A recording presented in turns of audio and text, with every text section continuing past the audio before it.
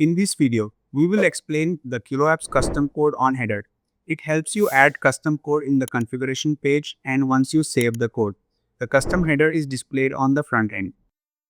Apart from this, I would like to mention that if you need extensions for increasing the sales of your e-commerce store, then you can visit store.webkul.com and explore our number of products for every technology.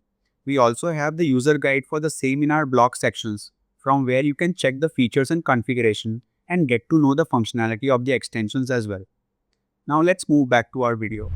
You can install the module by clicking on the Add a New Module button. I have already installed the module, so let's start.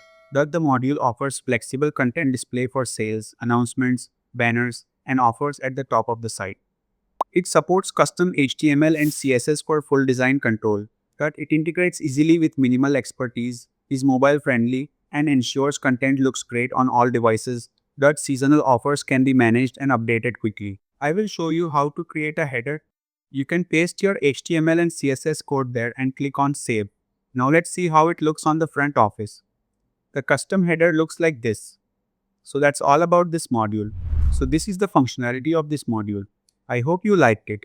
If you have any queries, contact us at support@webkul.com or raise a ticket at webkul.uvdesk.com.